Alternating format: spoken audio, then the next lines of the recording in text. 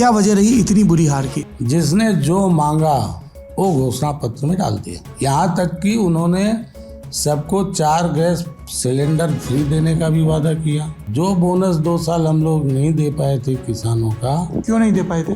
प्रेम प्रकाश पांडे और रमन सिंह को एक दूसरे का विरोधी माना जाता है, ऐसी चर्चा क्यों होती है? मैं अपनी कैपेसिटी के अनुसार ही रहने वाला हूँ। आपकी कैपेसिटी कैबिनेट मंत्री की है, चीफ मिनिस्टर की नहीं है? कैबिनेट मिनिस्टर की बिल्कुल है। और मुख्यमंत्री की नहीं? नहीं। विधानसभा चुनाव हो या लोकसभा चुनाव, न्यूज़ रूम में एक चीज़ की जुगत खूब होती है कि वीआईपी सीट कौन सी हैं जहां के मुकाबलों पर सबकी नज़र है। छत्तीसगढ़ 2023 विधानसभा चुनाव और एक वीआईपी सीट है भिलाई नगर की, जहां से भारतीय जनता पार्टी के टिकट पर चुनाव लड़ रहे हैं कद्दावर नेता प्रेम प्रकाश पांडे, जो अविभाजित मध्य प्रदेश में सुंदरलाल पटवा सरकार में मंत्री रहे, रमन सिंह सरकार में मंत्री रहे, स्पीकर भी रहे। लेकिन 2018 में प्रेम प्रकाश पांडे कांग्रेस के नए नवेले नेता देवेंद्र यादव से चुनाव हार गए। 2023 में एक बार फिर से प्रेम प्रकाश पांडे वर्सेस देवेंद्र यादव है। शहर में आप दाखिल होंगे तो कांग्रेस की तरफ से लगाई गई कुछ होर्डिंग्स आपको नजर आएंगी, जिसमें एक शब्द बड़ा सा लिखा होगा अहंकारी, और उसके ऊपर लगे होंगे काले चश्मे एविएटर्स। लोगों ने कहा ये प्रेम प्रकाश पांडे की कॉलेज के ज़माने से 70 के दशक से जो स्टाइल शीट चली आ रही है उस पर तंज है। फिर भाजपा के समर्थकों ने भी एक आरोप पत्र प्रस्तुत कर दिया, जिसमें एक तस्वीर छापी जिसमें कांग्रेस विधायक और भूपेश बघेल के करीबी देवेंद्र यादव की वैसे ही चश्मों में फोटो है। तो अब ये अहंकारी की लड़ाई, संस्कारी की लड़ाई, शहर का वारिस कौन है, इसकी लड़ाई ये एक नए मुकाम पर पहुंच गई है। हमारे साथ हैं प्रेम प्रकाश पांडे जी, बहुत बहुत स्वागत है आपका। आप सर ये बताइए, एक तो ये जो पैटर्न दिख रहा है कि आप 1998 हारे, 2008 हारे, 2018 हारे, एक चुनाव जीतते हैं, एक चुनाव हारते हैं, 90-93 का अपवाद छोड़ दें, इसकी वजह क्या रहती है? इसकी कई वजह हो सकती है, लेकिन एक महत्वपूर्ण वजह ये रहती है कि हमारा जो क्षेत्र है वो क्षेत्र अधिकतर जो बीएसपी एम्प्लॉइज़ के जो रहते हैं यहाँ क्वार्टर्स पे, और जैसे जैसे वो रिटायर होते हैं वो दोनों तरफ दाएं बाएं हो जाते हैं, एक वैशाली नगर या दुर्ग ग्रामीण।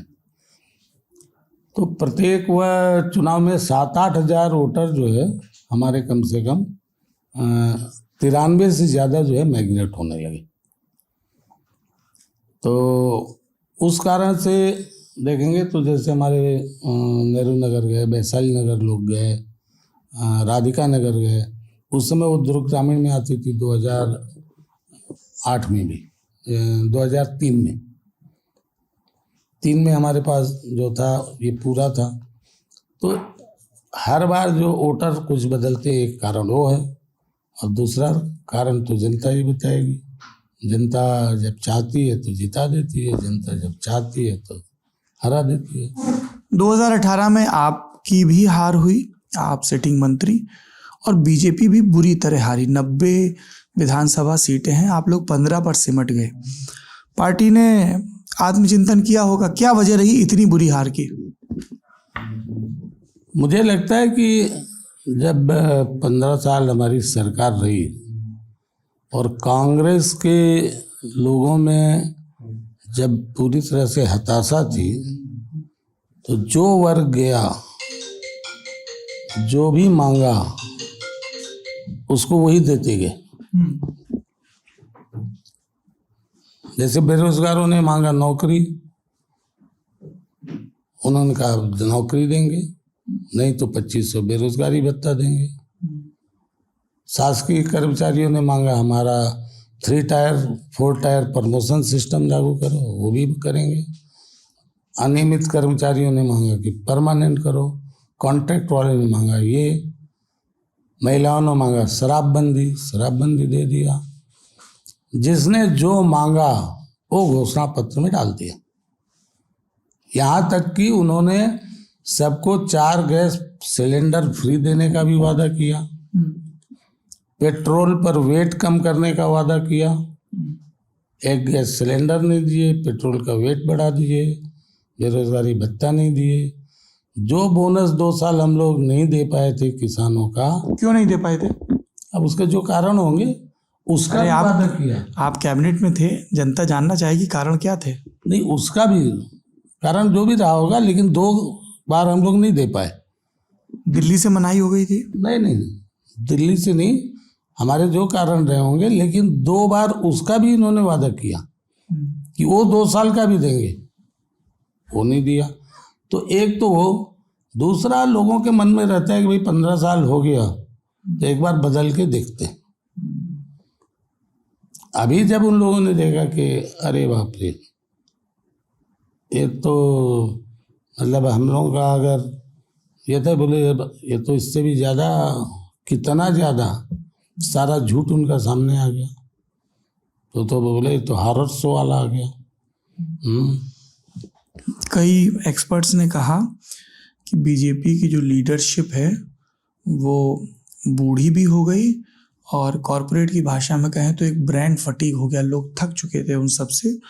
2018 का जनादेश उनके खिलाफ था और फिर एक वर्ग ने ये आलोचना की कि 2023 में सारे हारे हुए मंत्रियों को रिपीट कर दिया गया और रमन सिंह को भी नए सिरे से वरीयता दी जा रही है। एक पार्टी के अंदर ही वर्ग है जो कह रहा है कि अब युवा लीडरशिप उभारी जाए, और एक ये कि जो भूपेश बघेल की काट में छत्तीसगढ़िया और ओबीसी समुदाय से आने वाली लीडरशिप को उभारा जाए ताकि ये जो आउटसाइडर वाली बहस है वो खत्म हो जाए।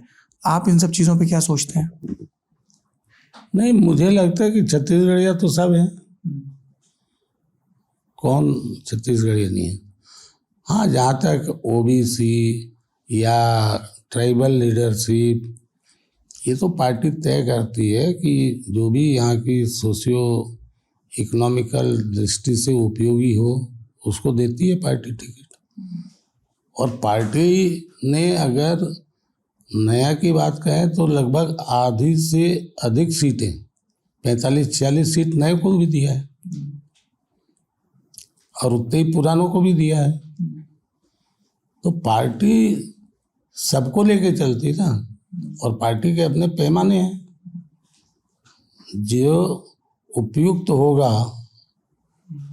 और तमाम जो समीकरण है उसमें पार्टी की जो विचारधारा, पार्टी के लिए उपयोगी और जीत की भी संभावना, लोगों की पसंद, सारे चीज़ों को देखते हुए पार्टी तय करती है, और पार्टी ने जो निर्णय लिया है वो सही है। ये चौक चौराहों पे चर्चा होती है जिसमें प्रेम प्रकाश पांडे और रमन सिंह को एक दूसरे का विरोधी माना जाता है, ऐसी चर्चा क्यों होती है? मालूम नहीं चर्चा करने वाले क्यों करते हैं। हम लोग कभी विरोधी नहीं रहे। रमन सिंह जी और हम लोग 90 से साथ में और अभी तक हैं। चर्चा तो ऐसी चलती है। वजह क्या है कि आपको और बृजमोहन अग्रवाल को लगातार पार्टी के भीतर रमन सिंह के एंटी खेमे में गिना जाता है? नहीं, बृजमोहन अग्रवाल भी हमारे जो कॉलेज लाइफ से दोस्त हैं, और रमन सिंह जी हमारे पार्टी में जब वर्किंग हम लोग चालू किए तो लगभग ये 82 वगैरह से ये भी हमारे परिचित हैं। तो ज़्यादा का अंतर नहीं है। तो लोगों को देखिए, अभी एक पुस्तक का विमोचन हुआ था तो उसमें हमने क्या था, तो ऐसे था कि भाई जो नैरेटिव होता है वो सही नहीं होता। तो नैरेटिव तो लोग बना लेते हैं, लेकिन ये सही नहीं है। देवेंद्र यादव से हमने बात की यहाँ आने से पहले, तो उन्होंने कहा कि भिलाई नगर में अभी तक कुछ हुआ नहीं था पिछले 30-35 साल में। जब वो 5 साल से विधायक बने हैं तो बहुत तेज़ी आई है युवाओं के लिए, उन्होंने बहुत सारी चीज़ें गिनाई। आप उनके 5 साल की विधायकी को कैसे आंकते हैं? 5 साल में उन्होंने सिर्फ प्योर ब्लॉक कुछ जगहों पे और डोम शेड लगाया है। इसके अलावा एक काम जिसको काम की संज्ञा दी जाए कोई काम नहीं हुआ। और 34 साल का अगर बताएं तो इस भिलाई में जितना भी विकास के कार्य हुए हैं 99% काम सब भाजपा के शासन में हुआ। एक जूनियर प्राइमरी स्कूल से लेकर के यूनिवर्सिटी तक, कॉलेज से लेकर के टेक्निकल यूनिवर्सिटी तक, ITI से लेके IIT तक, जितने गार्डन हैं, जितने तालाब हैं, जितने अंडर ब्रिज हैं, जितने ओवर ब्रिज हैं, और हम उस जमाने से हैं जब सिर्फ झोपड़ियाँ होती थी, जहाँ कच्चे रास्ते होते थे कीचड़ वाले, स्लम जिसको रियल स्लम बोलते हैं 90 में, और वो तो उस समय पैदा हुए, तो वो क्या जानेंगे। उन्हें तो सब सीधा सीधा रोड मिला, बना बनाया सीमेंटेड रोड मिला, उसमें घूम रहे हैं। हम लोग तो डिबरी और लालटेन वाले से निकाल करके पहली बार जब कुर्सी पार के बापू नगर में बिजली के खंभा लोगों ने देखा 1992 में, तो लोगों को लगा कि लाइट भी है। तो इन परिस्थितियों से हम लोगों ने 4 लेन हम लोगों के ज़माने बने हैं। आज जितने अंडर ब्रिज हैं, ओवर ब्रिज हैं, एक पे कोई हाथ रख दे। आपके बारे में मैं पूछ रहा था पत्रकारों से, तो आपकी एक खूबी की तरफ ध्यान दिलाया गया। कहा गया प्रेम प्रकाश पांडे जी पढ़ते बहुत हैं। एक कहीं सुनी बात ये भी आई कि 3-3 बजे तक पढ़ते हैं। तो आपकी अध्ययनशीलता के बड़े चर्चे हैं। नहीं, अब पहले ज़्यादा पढ़ता था, अभी नहीं। जब पढ़ने का टाइम था तो नहीं पढ़ा, तो उसके बाद ज़्यादा पढ़ना पड़ा। पढ़ने के टाइम नेतागिरी कर रहे थे। ऐसा है, जीवन में जिस चीज़ से आप भागोगे वही पीछा करता है। जैसे मैं पढ़ता था तो मैं सबसे ज़्यादा सिविक्स से दूर रहता था। ये राज्यपाल के अधिकार, राष्ट्रपति के अधिकार, ये लोकसभा, ये विधानसभा, और वही मेरे पीछे पड़ गया। तो आपने सिविक्स का जिक्र किया, हम सिविक सेंटर में बात कर रहे थे, तो जो भाजपा के वहाँ समर्थक से उनसे ये पूछा गया कि इस बार तो कोई घोषित चेहरा है नहीं मुख्यमंत्री का, तो कौन होगा। तो एक लड़के ने कहा प्रेम प्रकाश पांडे बढ़िया मुख्यमंत्री रहेंगे भाजपा की सत्ता में आने पर। दूसरे लड़के ने कहा OP चौधरी। आपको क्या लगता है?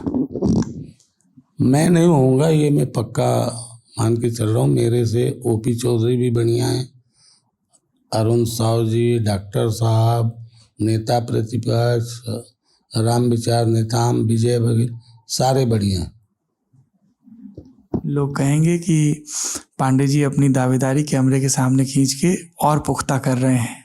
नहीं नहीं नहीं नहीं, नहीं। मेरे को जानने मन तो होगा, इतने दिन से राजनीति कर रहे हैं, कभी मुख्यमंत्री बने। मेरे को जानने नहीं, मैं तो मुख्यमंत्री बनाएंगे तो नहीं बनूंगा। क्यों? नहीं, मैं उतना मैं अपना जानता हूँ कि मेरी कैपेसिटी क्या है, तो मैं अपनी कैपेसिटी के अनुसार ही रहने वाला हूँ। आपकी कैपेसिटी कैबिनेट मंत्री की है, चीफ मिनिस्टर की नहीं है? कैबिनेट मिनिस्टर की बिल्कुल है।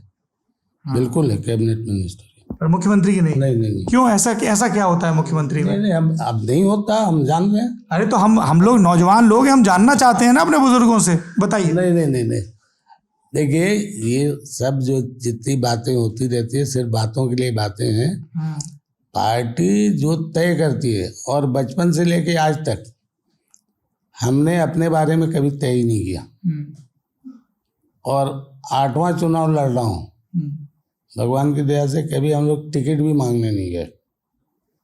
जो आप ये कह रहे हैं, लोग कह रहे हैं कि पांडे जी अपने बेटे के लिए पूरी सेटिंग लगाने में लगे हैं कि उनके बाद जब वो सक्रिय राजनीति से दूर जाएं, क्योंकि अब एज का फैक्टर भी आ गया है बीजेपी में, तो वो कुर्सी उनके पुत्र को सौंप दी जाए। उसके लिए राजनीतिक जमीन तैयार कर रहे हैं प्रेम प्रकाश पांडे। सत्य है?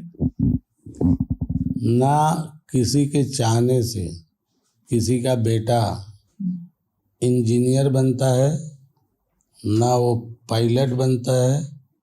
जो जिसके कर्म में और उसके कर्तव्य के द्वारा होता है उसी को मिलता है। हमारे भी पिताजी लोग इंजीनियर बनाना चाह रहे थे, हम पायलट बनना चाह रहे थे, बन गए इधर। तो किसी के बनाने से थोड़ी कोई होता है, किसी के चाहने से। जो उसके कर्म में होगा और उसके कर्तृत्व में होगा वो बनेगा। बच्चों का पालन पोषण करना चाहिए, बच्चों के भविष्य के बारे में ज़्यादा नहीं सोचना चाहिए। अच्छा।